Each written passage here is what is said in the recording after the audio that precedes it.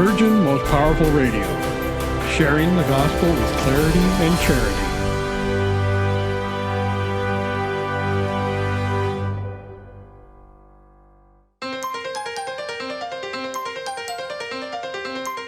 And now, Virgin Most Powerful Radio is pleased to present Hands-On Apologetics with renowned Catholic author and apologist, Gary Michuta.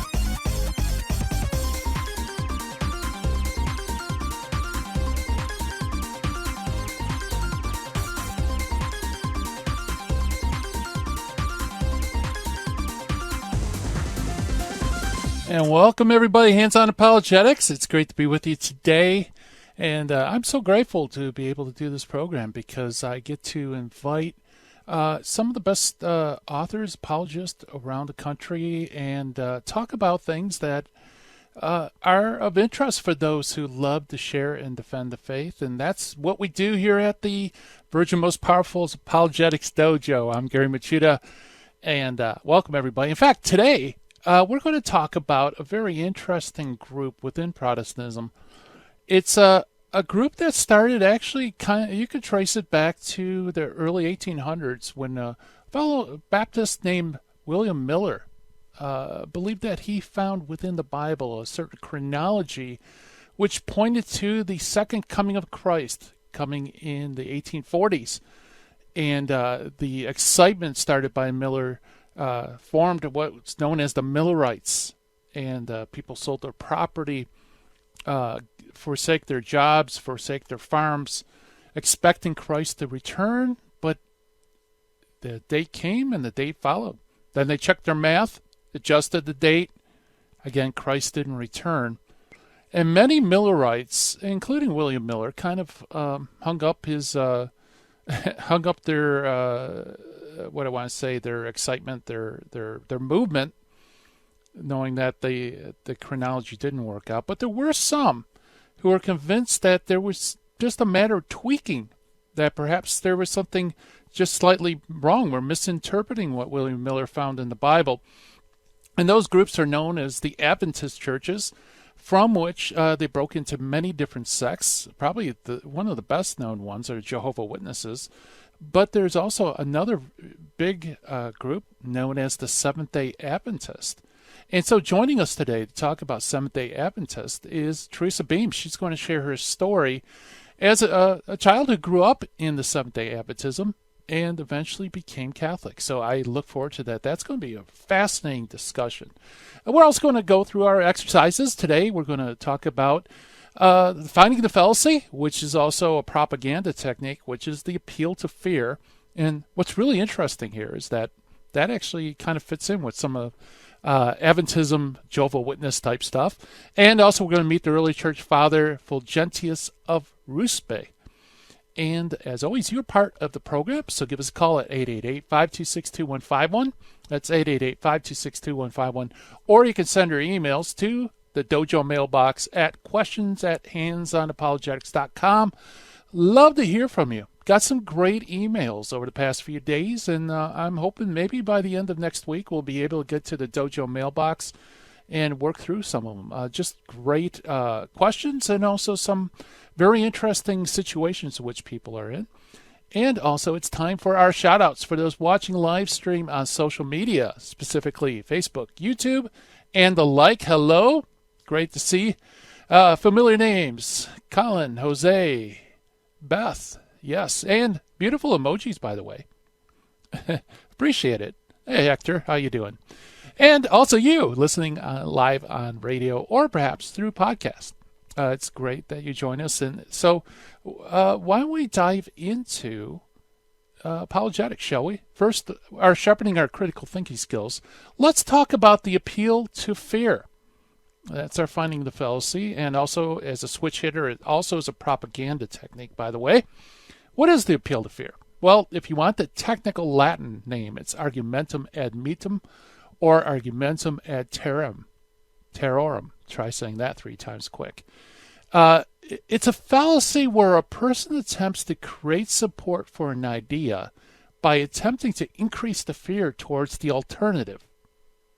Okay, so it's the fallacy or the propaganda technique attempts to manipulate or create support for an idea or to do something by attempting to instill fear about the alternative. Now, this is commonly used in marketing. It's used because you don't want to end up with acne, right? On for the prom or something like that. It's used a lot in politics, and by the way, it's also used quite a bit in apologetics as well. In fact, as a propaganda technique, it's often used by certain religious groups, which are understood to be coercive mind control groups. I don't like using the word cult because that's not a very good term for it, but I guess that would fall under those groups. Like the Jehovah's Witnesses and other groups, where they will instill a phobia, a fear of possibly considering things that are outside of a group's belief system. Now, that isn't to say that recognizing the fearful prospects of things is wrong. I mean, it's a good, healthy human thing that we fear things that could be harmful. We fear things that could be detrimental or bad. But if you're going to use that in place of evidence, again, in place of argument, and just instill fear for the sole motivation of making people accept a particular position, then you're engaging in the fallacy of appeal to fear, or the propaganda technique of appeal to fear. So that is our finding a fallacy for today. Very interesting one. And like I said, it's used a lot.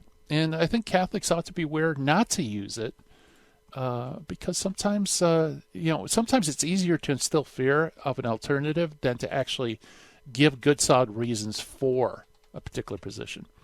Well, let's jump, shall we, to our Meet the Early Church Father segment, who is Fulgentius of Ruspe. I hope I pronounce it. I think it's Ruspe, yes. He was born in AD 467 and died AD 527. He was the son of a wealthy and influential family and was well educated both in Latin and Greek. At one time, he was a tax collector in his native town in the province of Bycinia, and afterwards he became a monk. So he kind of like, Matthew didn't become a monk, but he's a tax collector and eventually becomes a monk. And about 502 AD, he was made Bishop of Ruspe. A year later, during the Arian Vandal persecution, he was exiled along with 60 other Catholic bishops to Sardinia, with the exception of a 2-year period when he was in Carthage, sometime between 510 and 517 AD. He remained in Sardinia until the death of Teresa, the Vandal king, in 523. Fulgentius was then able to return back to his see in Ruspe, and where he remained until his death on January 1st, 527 AD. Now, Fulgentius actually is an important early church writer. It is kind of late. We're talking about the 6th century, the 500s. Fulgentius is properly regarded as one of the greatest theologians of his age, and his doctrine on grace was one that he relied heavily on Augustine. Now, like many early church fathers, and you guys know this, is that some early Christians, although they were Orthodox, they did occasionally make mistakes or occasionally hold wrong opinions. We've seen several over last year or so broadcasting, like Cyprian of Carthage about the rebaptism of the lapsed. We also saw Origen with his idea of possibly the preexistence of souls, or the idea that eventually the damned will be saved. Jerome, for example, got it wrong on the canon, the Old Testament canon. So it's not surprising that Fulgentius, although he was one of the greatest theologians of his age, also kind of erred in regards to certain doctrines, such as, teaches the particular saving will of God with the unconditional predestination to beatitude or damnation. He also believed that unbaptized infants were excluded from the beatitude, and that original sin was transmitted because of the concupiscence of the parents. Now, this last point about the transmission of original sin also led him to an implicit denial of the doctrine of the Immaculate Conception of the Blessed Virgin Mary. And yet, it must be admitted, though, that he's not really clear in his writings. He never actually addresses dead on the issue of whether or not Mary was immaculately conceived. But he does kind of hint at it, and since he had this understanding that original sin was kind of transmitted through the concupiscence of the parents, that he would naturally conclude that Mary was conceived with original sin. And this is odd because, Augustine, on several points in his writings, more or less hints that Mary was conceived without sin or was sinless. So he differs there. So, like I said, church fathers are solid, but, they do make mistakes like everybody. I mean, even doctors of the church like Jerome. Nevertheless, he does give us a lot of valuable teaching in regards to grace. And in fact, one of my favorite councils in the early church is a little-known council known as Second Orange. And this was a local council that met largely to address issues concerning grace and to what degree we can cooperate with God's grace and merit and things like that. And if you have a chance to check out the canons of Second Orange, what you'll find is that the council makes use of a lot of short phrases and ideas that came from St. Fulgentius, our early church father for today. So cool stuff. Cool stuff, folks. That's our Meet the Early Church Father for today, Fulgentius of Rusby. And coming up on the other side of the break, we are going to have our guest, Teresa Beem, who is going to share with us her journey of faith from Seventh-day Adventism to the Catholic Church. So lots of great stuff come up ahead, so please stay tuned, and we'll be right back.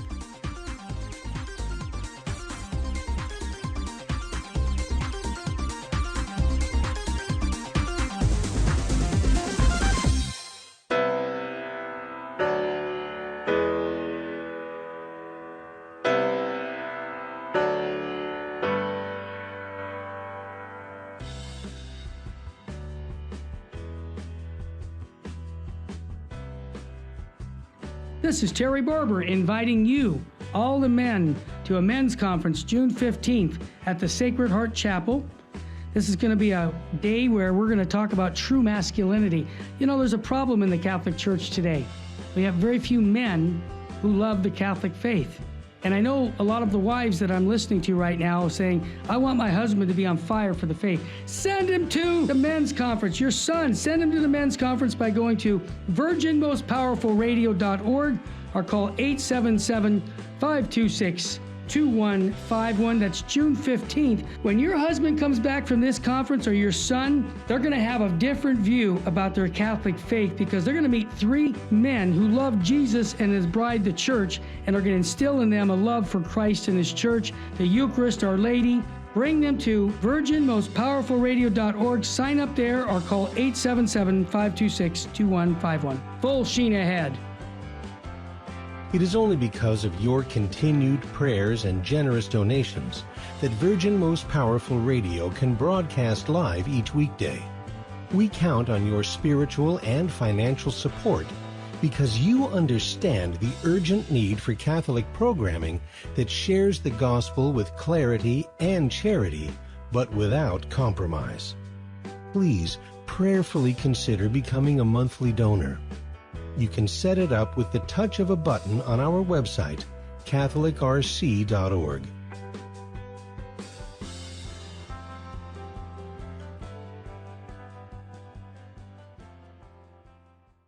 Buying or selling your home or your business property? This is Terry Barber. Real Estate for Life underwrites the Terry and Jesse Show, and they can connect you to one of 900 pro-life real estate agents around the world. And when they receive their referral fee, they will give 80% of it to a pro-life organization. Wow, that's 80%. realestateforlife.org, 877-LIFE-US1. Now, back to Hands-on Apologetics with Gary Machuda. If you'd like to join the conversation, call 888-526-2151. Here's Gary. And welcome back, everybody, to Hands-On Apologetics. And there are many Protestant groups that fascinate me over the years. One is, excuse me, Church of Christ, the Stone Campbell movement, very interesting movement. Another one is Seventh-day Adventism, and actually the whole Adventist movement. And fortunately, I have Bruce Sullivan come on. We've had him on the show to talk about the Stone Campbell movement. Well, I am overjoyed that our guest, Teresa Beem, is coming on the show because she's going to talk about Seventh-day Adventism. Some of you may already be familiar with Teresa and her husband's work on apologetics in this area. She's written a great book, and check this out, folks. It's called "It's Okay Not to Be Seventh-day Adventist." Just you could go on Amazon, find the book. I actually have read it and rereading it again.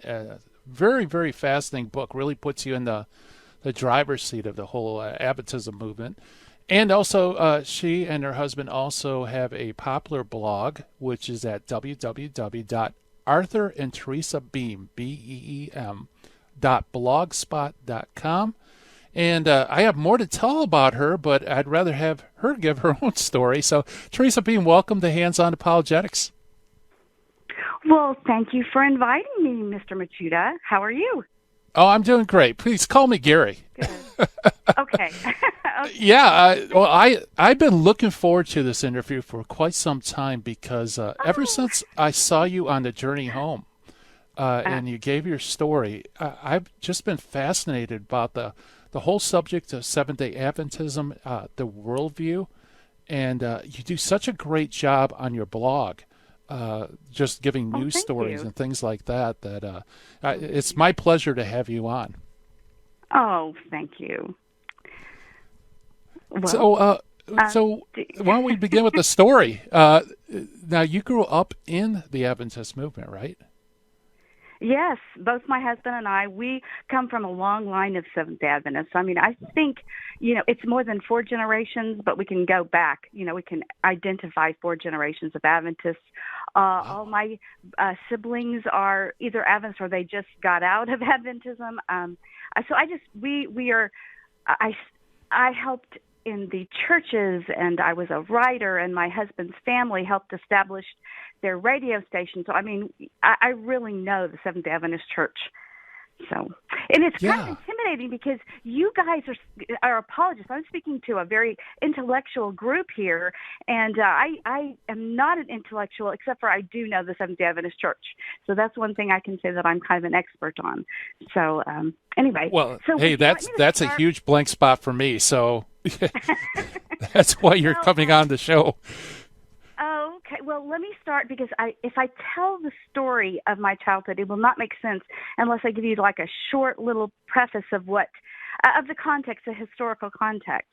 Okay. And to give you, you have to get a bird's eye view of how the worldview of Adventists.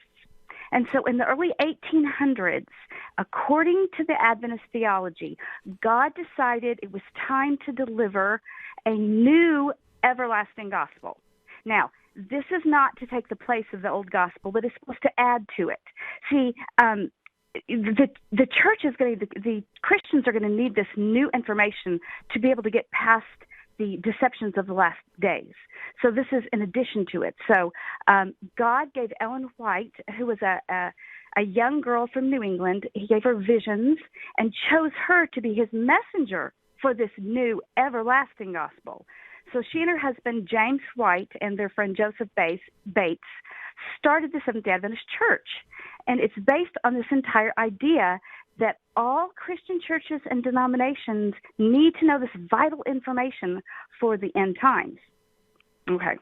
Interesting. Now, what is this vital information?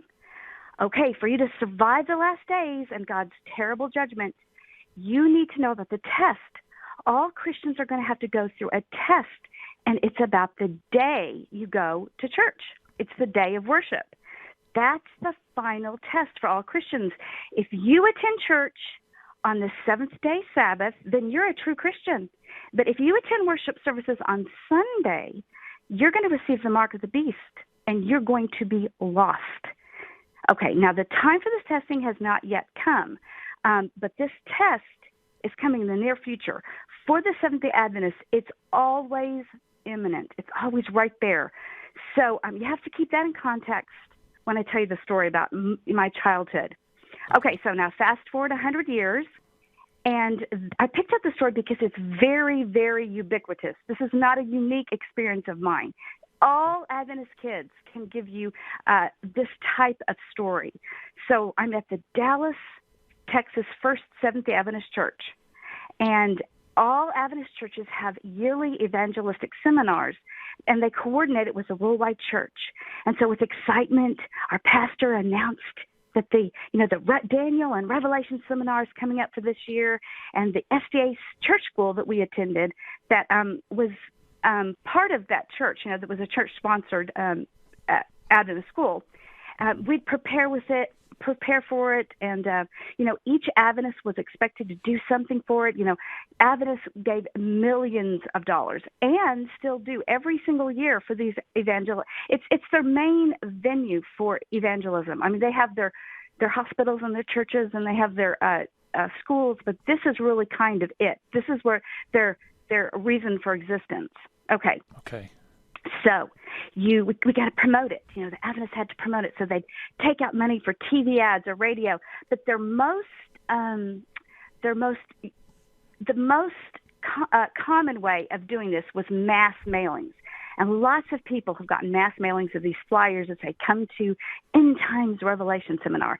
But my family, at least I remember I did, I would go door to door in Dallas and knock on doors and invite people to the invite them, hand them a brochure and invite them. So that's what I have so many memories of doing this every year. Okay, so then you would show up the first night, because usually when I was young it would last like 10 or 14 days. But now I think they've got it down to like 4 nights. But you come and you volunteer and you greet people coming in, and you just try to be you really try to be as Mormon. I mean, I know that sounds weird, but to look as happy and clean cut as you possibly can, and Sure. You greet the people, or you pass out stuff, and our family often had special music because we all sang, and so I would also help in the daycare, and it was just so exciting. But it was the content that I think that Catholics are going to be the most interested in, because every seminar was basically the vision of Ellen White. And now they would not really tell you it was Ellen White's visions, but they would pull out Bible verses, and they would put them together so it works with her vision. And, they would always use the latest technology available. There were usually huge screens. As soon as there were screens, they would, and now they have CGI. Is that the right word? CGI? Wait a minute. Yep. CGI? Yeah. Okay. So Yeah. and so it would have these images of, these terrible beasts of Revelation and Daniel, the sea beasts rising out of the sea, and dragons. And there was the Whore of Babylon, was the, riding on that, that scarlet beast. And, the Whore of Babylon to the Adventists was the Catholic faith. And the pastors would start talking about all this worldwide strife, earthquakes and hurricanes, and all this is building in intensity, like Revelation says, or someplace it says the woman is in labor pains, right before the Lord comes. And so all of this is building intensity. And then they lower the boom. They say the dramatic ending of this is Armageddon. And it all culminates in this with the Catholic Church versus the Adventist Church. So the Catholic Church is the bad guy, the Whore of Babylon. And of course, the Adventists are God's remnant. So that's the entire purpose of this. And the test is the Sabbath, because the Pope is the Antichrist. See, the Pope, sometime back in history, they believe, changed the Sabbath to Sunday. And so that made him the ultimate bad guy. And to solve the world's problems, the Pope declares that he's going to solve the world's problems. The upheaval of nature and crime and corruption, all is going to be dealt with when every single human on earth goes to church on Sunday. So he creates a Sunday law. The Catholic Church spearheads this Sunday law, and the world is made to keep it. And I mean, you're going to be prosecuted criminally if you don't. And if you're non-compliant, we were taught you were going to be executed. So this is what the Adventists have got to tell the world, that the last day, the mark of the beast, are those that attend church on the wrong Sabbath, on Sunday. They've got to go back to the correct day, which is the seventh day of the week. So the Roman Catholic Church then finds out that these Adventists are the only ones. They're the holdouts. Gary, they're the holdouts. And so the Catholics come after them and persecute them and kill Adventists. And so I was raised preparing, and I remember when I was 4 years old thinking about this and preparing. And by the time you're in elementary school, you literally are preparing to be martyred for the Sabbath. Wow. And so that's my story. All Adventists teach this. This is part of their doctrine.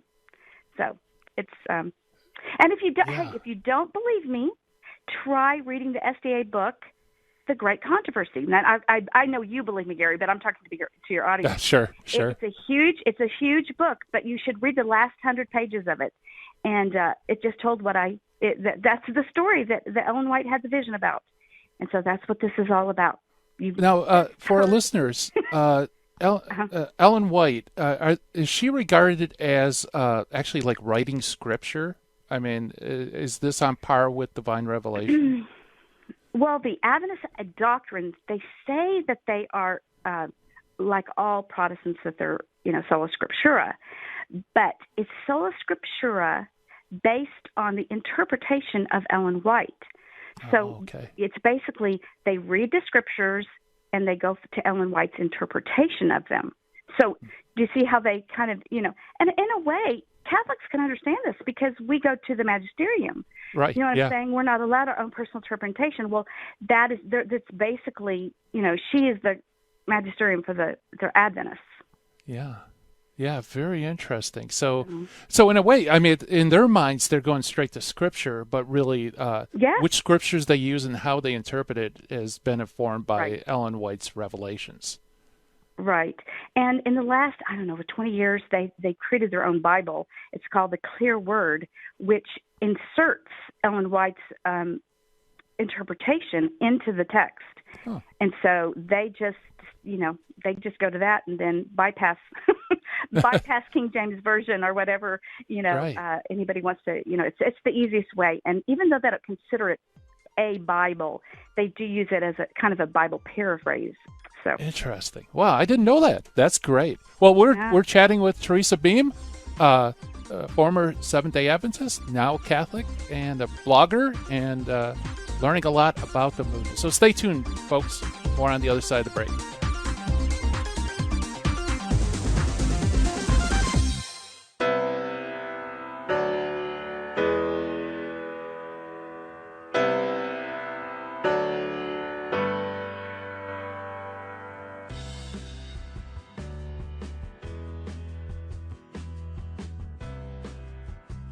This is Terry Barber inviting you, all the men, to a men's conference June 15th at the Sacred Heart Chapel. This is going to be a day where we're going to talk about true masculinity. There's a problem in the Catholic Church today. We have very few men who love the Catholic faith. And I know a lot of the wives that I'm listening to right now saying, I want my husband to be on fire for the faith. Send him to the men's conference. Your son, send him to the men's conference by going to virginmostpowerfulradio.org or call 877-526-2151. That's June 15th. When your husband comes back from this conference, or your son, they're going to have a different view about their Catholic faith because they're going to meet three men who love Jesus and his bride, the church, and are going to instill in them a love for Christ and his church, the Eucharist, Our Lady. Bring them to virginmostpowerfulradio.org. Sign up there or call 877-526-2151. Full sheen ahead. It is only because of your continued prayers and generous donations that Virgin Most Powerful Radio can broadcast live each weekday. We count on your spiritual and financial support because you understand the urgent need for Catholic programming that shares the gospel with clarity and charity, but without compromise. please prayerfully consider becoming a monthly donor. You can set it up with the touch of a button on our website, catholicrc.org.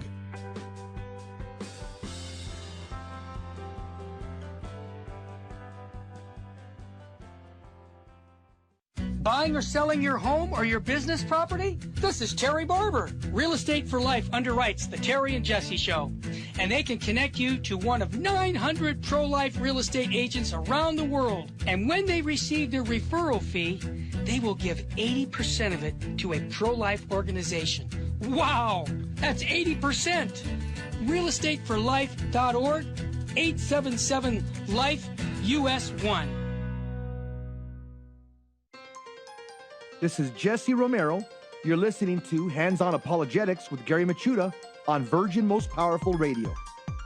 And welcome back, everybody. We're chatting with Teresa Beem about Seventh-day Adventism and learning lots of great stuff about it. And before, Teresa, I get into your own story about how you realized there were difficulties and the truth of Catholicism. Oh, by the way, I should probably hold this up, too. We're being streamed live on Facebook and YouTube, and I'm holding up my copy of The Great Controversy Between Christ and Satan. And folks, look, this is a pretty thick tome. I found it in the Seventh-day Adventist section of the Dojo Library. But anyway, Teresa, let me ask you a real quick question, because somebody on the internet said that they have a Seventh-day Adventist friend who ask him, why did Catholics change the commandments of the Bible? Now, would that be in reference to not worshiping on the Sabbath on Saturday? There's two things that they'll be asking. One would be they don't understand why you have your Bible numbered. I mean, the Ten Commandments numbered differently. They think you took out one of them. I mean, that's very common for Adventists to believe that the Catholics took one of them out, because for them, the big commandment is the fourth, which is the Sabbath commandment, and then for Catholics, it's the third. So that could be the question, or it could be they changed the commandments and they changed the seventh-day Sabbath, and they believe that the church, the Catholic Church, it is this is a high theological discussion, but they believe that they directly changed the fourth commandment to say, that the seventh day is the Sabbath, and they directly changed it to the fourth. To the first day, the Sunday, and that's not actually technically what happened. It's a little deeper than that, but That's, I think, probably the bigger one you'll get from Adventists is, you change the Sabbath to Sunday. Yeah, that sounds absolutely correct. Yeah. So okay, so I imagine growing up in that I guess you could say a kind of culture of fear that Armageddon's just around the corner. The Catholic Church is going to wipe out all true Sabbath-keeping Christians. Oh, yeah, they would, in Seventh-day Adventist school, they would read to us novels, like Seventh-day Adventist novels about this last day. And I literally would be so concerned that I was going to have to watch my siblings. You see, I figured that I would be strong enough that even if death was on the line, I would be able to keep the Sabbath. But they would say, what's going to happen if your brothers and sisters are brought before you and they are chopped up in front of you, if you were to keep the Sabbath. Because, see, even in their mind, there's no going back. That is a sin that cannot be forgiven if in the last days you go to church on Sunday. And so, you have I was so scared I would just pray and pray and pray at night that I'd be able to survive watching my little younger siblings killed by Catholics. Yeah. Wow. So, yeah. Yeah, and so I imagine that then any question about whether or not it could actually be Sunday, that was off the table then, just out of fear of losing your salvation. Oh, yeah. Absolutely. With the mark of the beast is going to church on Sunday. So. Wow. Anyway, well, so what happens next? You mean as far as my life where I went from there? Well, I actually loved being a Seventh-day Adventist. I know that sounds crazy, but I was very involved And my family, once I got over those childhood fears, because basically my mother said, it was really bad. I was crawling in bed with my mother in the middle of the night, just crying. One time I was so scared that I kind of almost fainted in front of her. And she pulled me aside and she said, "Stop it. That's not going to happen." And hearing that from my mom was and so I kind of let that go. That's not going to happen. I trusted her. And so from then I just went on to love the Sabbath. And so it really is a wonderful day as far as a day. You had to take off. You couldn't watch TV. You couldn't do anything secular. You just had to spend it with your family. And our family, we had a lot of fun. So it was a good thing. You know what I mean? My dad, we only were allowed to have sweets on Saturday. That was it. And so it was a very good day for us, because on the way to church, my dad would stop by and get us donuts. Now, I can tell you that is very unusual in Adventism, because they're health nets. So most 99% of Adventists would not relate to that story, because Sabbath was usually a drudgery for them, because their parents were so legalistic about keeping it, but my parents weren't. Yeah. And so from then, I went to Adventist Academy, which is boarding academy, and then I attended an Adventist college, and I got married. And then I want to have babies right off. So I got pregnant, and a dear friend of mine who was not yet married got pregnant. And the same doctor I had, she had, and he offered to give her an abortion. And when she came and told me this, I had only heard of abortion one other time. I had heard of in college, I heard of a girl and a guy, one of the students at our college, SDA College, he was a seminarian, and he had gotten a girl pregnant, and she was a dear friend of my sister's, and she threatened to commit suicide because he didn't want to hurt his future career in the Adventist church by having an unwed pregnancy, and so she'd had an abortion. So I was sitting here going, this is not possible. Here I was pregnant, and I was thinking, I had never, ever heard any. And so I was going to go back to my doctor and show him, he was evil for suggesting abortion to my friend. Well, I found out that the Adventist Church is pro-choice. They have always been pro-choice. Well, and since abortion was legal, they've been pro-choice. And so I freaked out about that. I thought that the church members just didn't know that the church was pro-choice. And so I started the very first pro-life Adventist organization. And we went around to schools and to churches, and we spoke on radio, and we made videos to tell the people, Adventists, that their church was pro-choice, and that I thought they would all rise up and, protest this, and that the church would change its belief and become pro-life. And that didn't happen for 15 years. I struggled when my husband was in school. We had 3 children. Every penny we had was spent. Quite literally, this was a sacrifice of so much that we had time and energy and money.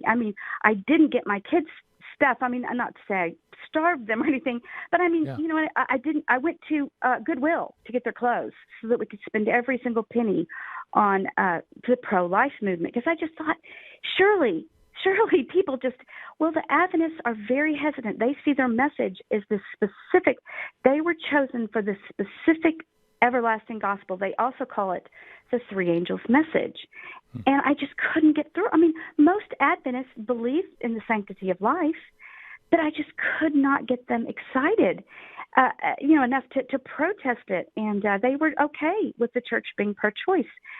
And that's the way it remains today. And I know when I talk about this, a lot of Adventists will question if I know I'm talking about. Yeah. Well, I can assure you that I do. I was a member because I had been doing some of this. I had been in a Loma Linda University medical school, had invited me to speak at an abortion conference there. And I was one of the few pro-life speakers. But because of that, I was invited in the late 1980s to be a voting member of the church's abortion guidelines for the hospitals. And so I was on one of 25, so it wasn't like this big group. And I sat in on this and listened, And they came up with guidelines for the church's hospitals. Now, these are suggested guidelines. These are not mandatory. The hospitals can do what they want. And so I kind of figured after this was all over that this was a smokescreen, that they just put these out. And they sound very pro-life, but in the end, the last thing is it's up to the woman to decide. Wow. And the Adventist Church does not support pro-life Adventists. My group was blacklisted. I mean, it was really difficult. Their hospitals, some of their hospitals do abortions on demand. So that was the crack that told me something was wrong. And I knew when I was sitting in that conference how utterly evil it was, because they said, if you legislate morality, that is going to end up backfiring on us, because if we say it's okay to legislate morality, they will eventually come after us for the Sabbath. In other words, that's going to somehow push the Sunday law. And so they didn't mind throwing unborn babies under the bus so they could save their own skins. Do you see what I'm saying? It's okay to slaughter the innocent and helpless, but just as long as we don't get to change the day of the Sabbath. Right, that's right, because that will bring on their own persecution. And so in 1989, that was the moment I said, okay, something is wrong. But I was so determined that I was going to change it, that we can do it attitude, so positive. And then in 2001, I had it. I mean, I could write a book about what I'd been through, and I just had it. And I said, I cannot have this blood on my hands any longer. And so I turned in my resignation to the Adventist Church and told them to take my name off the membership. And I really went through a time where I looked around at different churches. I just went church shopping. I mean, that's the truth. I just went church shopping, and I had on my list, the very, very last of my list was Catholicism, because it didn't even occur to me that I could be a Catholic. But one little thing happened. I had gotten we were having a huge pro-life rally in Keene, Texas, a little Adventist Mecca. And I had called this together, and I was at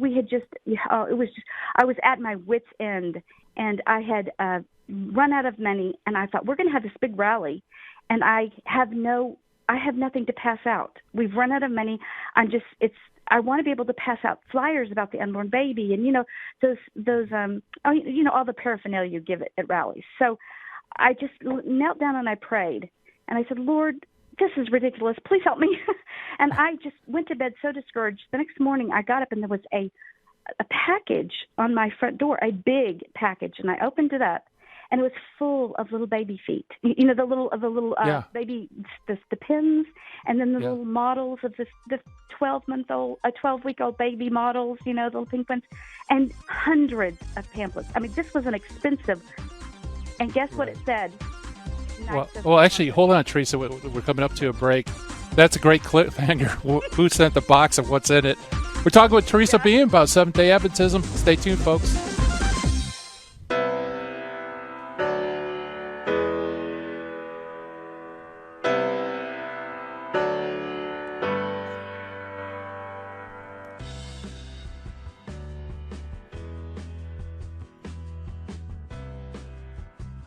This is Terry Barber inviting you, all the men, to a men's conference June 15th at the Sacred Heart Chapel. This is going to be a day where we're going to talk about true masculinity. There's a problem in the Catholic Church today. We have very few men who love the Catholic faith.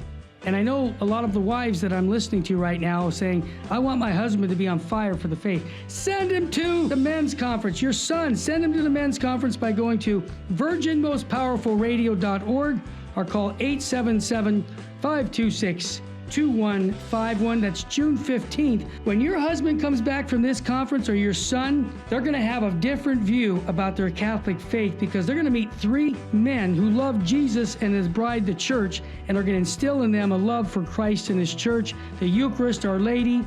Bring them to virginmostpowerfulradio.org. Sign up there or call 877-526-2151. Full sheen ahead. It is only because of your continued prayers and generous donations that Virgin Most Powerful Radio can broadcast live each weekday. We count on your spiritual and financial support because you understand the urgent need for Catholic programming that shares the gospel with clarity and charity, but without compromise. Please prayerfully consider becoming a monthly donor. You can set it up with the touch of a button on our website, catholicrc.org.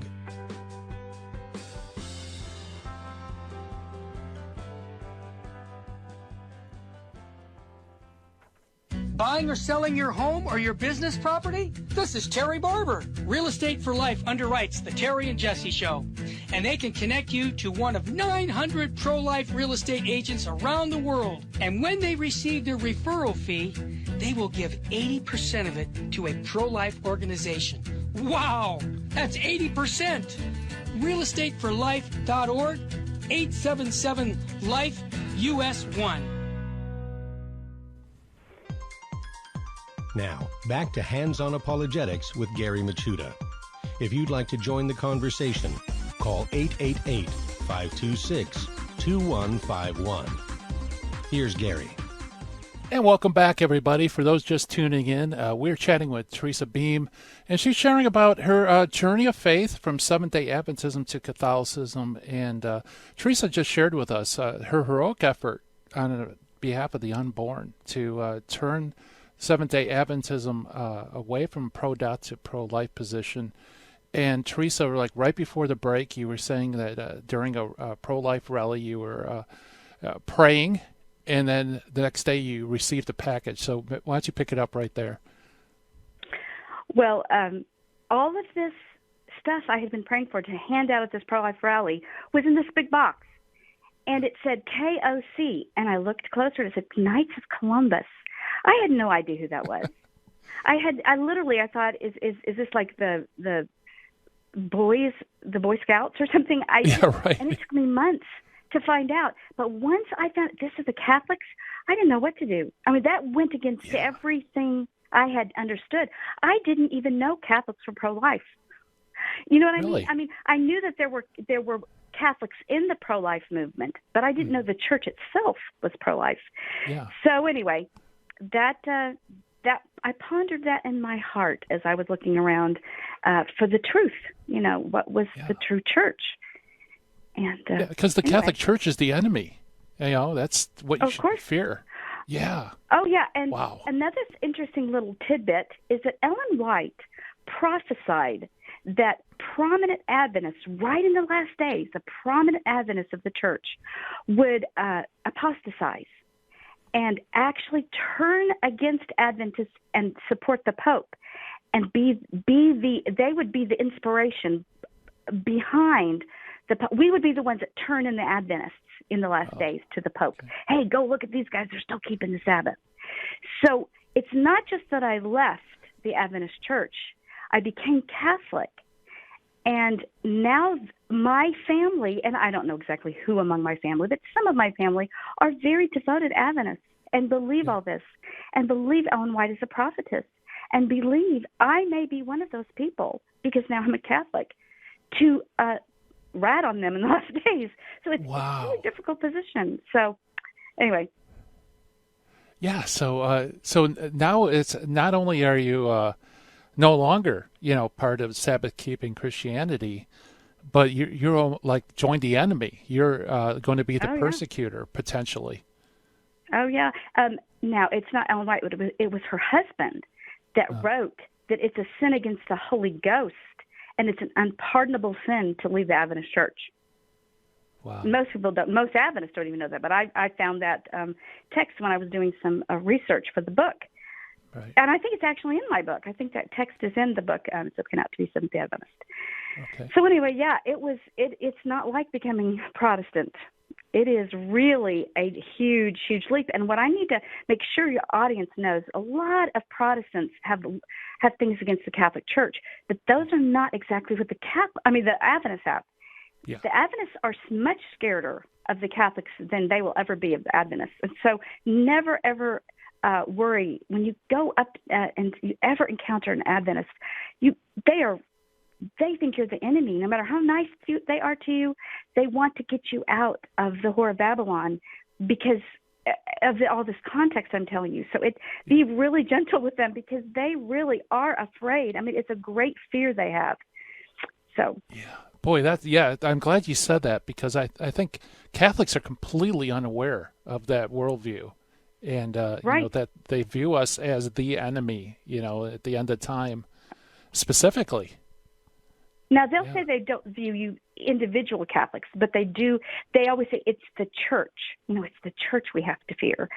And but that's not going to – in the last days, you will have chosen for the devil if you go to church on Sunday, and then it will be you. You know what I mean? There's this time frame right now where you're not their enemy, but you're their potential enemy in the future. So yeah. No. As you're describing this, it sounds a lot like Seventh-day Adventists have tendencies of coercive groups or cults where the members are literally like imprisoned in this worldview that it's almost impossible to escape from it if you accept the teaching. You were speaking about the appeal to fear fallacy. Yeah, exactly. Yeah. About Ellen White. Yeah, that's exactly what it's surrounded in is this idea that you can't leave. I mean, you can't even think about becoming a Catholic, and yet for some reason the Lord just took my. And it was interesting because Arthur and I had the same experience at the same time, which is very unusual for someone to leave Adventism into Catholicism together as a couple. I mean, we were really. This is miraculous. I mean, that's the way I look at this. As God was so gracious and miraculous to our family, and I just think He saw my tears over all those 15 years of being so wanting to save these poor little babies, and I found a home with a church that with a Mother Mary who's on my side. Yeah. And see, Ellen White, I don't know if she would have been on my side or not. The church that she started certainly wasn't. So yeah. Anyway. So I mean, you're absolutely right because it wasn't like somebody was evangelizing. There wasn't like Catholic apologists giving you arguments or you're reading material that's critical of it. It really is the fruit of your charity for the unborn. Well, I do think, and it's a little more complicated because I did get online with a interdenominational discussion group, and a bunch of Catholics were on there. And I just got mad at them because I thought they were lying. I thought these are the spiders that I was told. They are deceiving. They're saying all these good things like they read the Bible, and they're saying I just didn't believe any of it. And one of them challenged me. His name is David Brockay. He challenged me, and he said, "Why don't you go to RCIA and you just verify what I'm saying?" Huh. And so we got a catechism, like you said, and we went to RCIA, and I was horrible. I was there to strip off the mask of these horrible Catholics, and it was shocking, absolutely shocking. And more than anything was just reading the catechism because they didn't, the RCIA group didn't really know a lot. It was a little bit confusing, but that threw us into the catechism and everything. I couldn't believe it. I literally, the catechism is, besides the Bible, it's the most beautiful thing ever written. Have you just ever read the catechism? Just like to yeah, absolutely. I mean, it's amazing. It's just you just want to throw yourself down and throw your crown off at the feet of Christ because it's so beautiful. The gospel of Catholicism is so different from that everlasting gospel of fear and pride, because it's not just fear; it's pride, because you are the sole remnant. You know what I mean? That's the Catholic mind. I mean, the Adventist mindset. It's that the world revolves around you.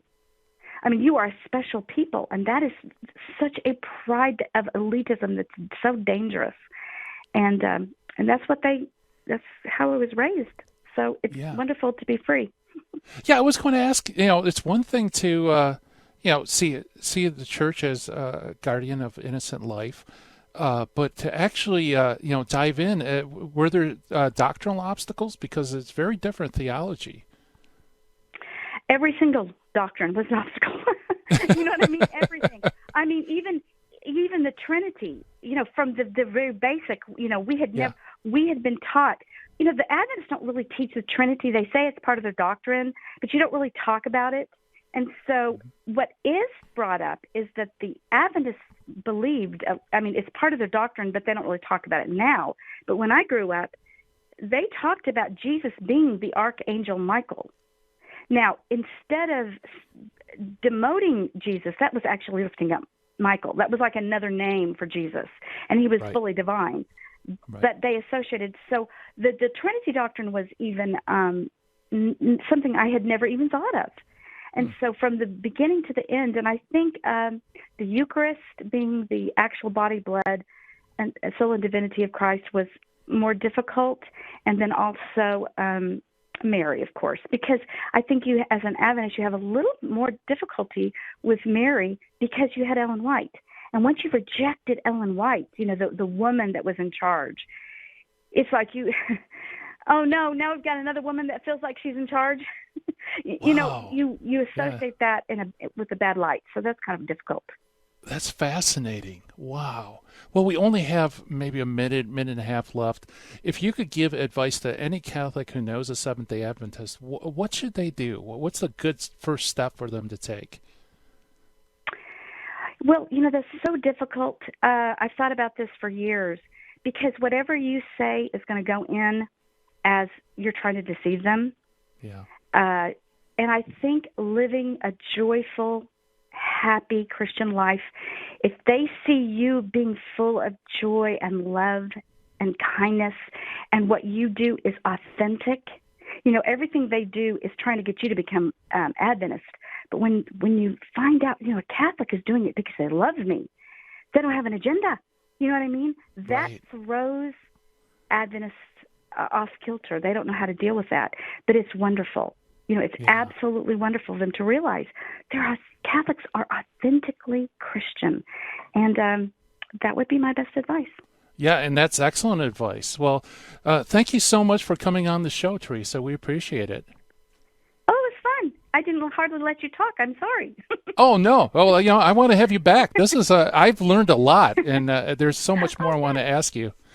All right. Well, thank you. Well, ladies and gentlemen, that is Teresa Beem, and she's the author of It Is Okay Not to Be Seventh-day Adventist. And she also has a great blog with it's Arthur and Teresa Beem, BEEM.blogspot.com.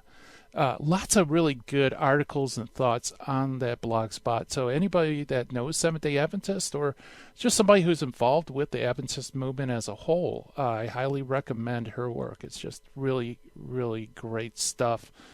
And boy, I can't believe that the hour has flown. This has to be the quickest hour in Catholic radio because it seems like, was that old Carol Burnett song? We just get started and before you know it, it's time to say goodbye. Well, it is time to say goodbye, unfortunately. We're going to have some great guests in store next week. I'll just give you a small sampling. Monday, Matt Swaim returns back to the dojo. We're also going to talk with Marcus Grodi Tuesday, and also author Steve Auth, who will talk about evangelizing on Wall Street. Great stuff. So something to think about over the weekend. And man, I can't believe it's time to sign off. But eventually, the dojo, we got to shut down the Midwest Command Center and turn off the lights here. But this is only a momentary pause, God willing. We'll be back next Monday. Coming up next, High Intensity Catholic Talk, the Terry and Jesse Show, the show that started it all. Coming up next. And I wish everybody a happy old weekend. And I'll see you soon. Bye-bye. In the 1990s, I lived and worked in Hollywood. But when my wife Betty's mom took ill, we relocated to Orange County. And it was during this time in our lives that I converted to Catholicism. Once my eyes were opened to the truth, I couldn't learn enough about the faith. But I had less free time than ever, especially with a long commute. That's when I discovered the real value of Catholic audio. Listening to cassette tapes transformed my daily commute into a miniature retreat. And that's the beauty of Virgin Most Powerful Radio today. Since the podcasts are archived, you can listen anytime on our smartphone app. I know how listening to Catholic audio can bring you closer to Christ and His Church, so I encourage you to visit the App Store or go to vmpr.org and download the app today. It just might change your life. I'm Matthew Arnold for Virgin Most Powerful Radio.